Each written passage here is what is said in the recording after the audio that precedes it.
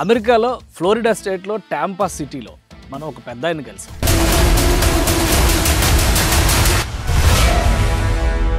అక్కడ river front develop అయినటువంటి విధానం గురించి మాట్లాడితే ఇది ఆంధ్రాలో కూడా సాధ్యమే అని ఆయన అన్నారు.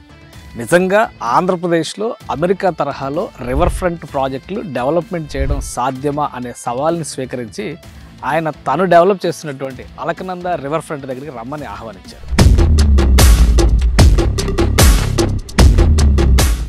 పవర్ఫుల్ ప్లేసెస్ ఎప్పుడు పబ్లిక్ని కూడా పవర్ఫుల్గా మార్చేస్తాయి.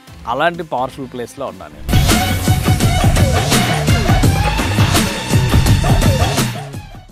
అలకనంద రివర్ ఫ్రంట్ మీకు అక్కడ నుంచి చూస్తే మొత్తం ఆ రివర్ ఫ్రంట్ ఒక 3 కిలోమీటర్స్ స్ట్రెచ్ ఉందన్నమాట. ఈ ప్రాజెక్టుకి సంబంధించినటువంటి రివర్ ఫ్రంట్ ఇది ఫుల్ లెవెల్ హైయెస్ట్ ఫ్లడ్ లెవెల్లో కృష్ణానది వచ్చినప్పటికి కూడా 18 అడుగుల ఎత్తులో రివర్ ఫ్రంట్ ఉంటుందని చెప్పని చెప్తున్నారు.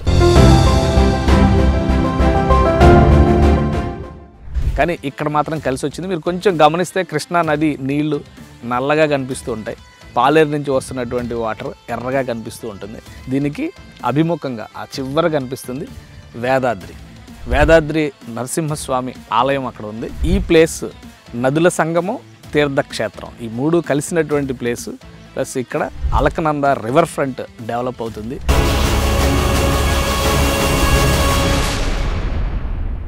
ఇలాంటి పవర్ఫుల్ ప్లేసెస్ కోసం అన్వేషించే వాళ్ళ కోసం అలకనంద రివర్ ఫ్రంట్ ఆహ్వానం పలుకుతుంది.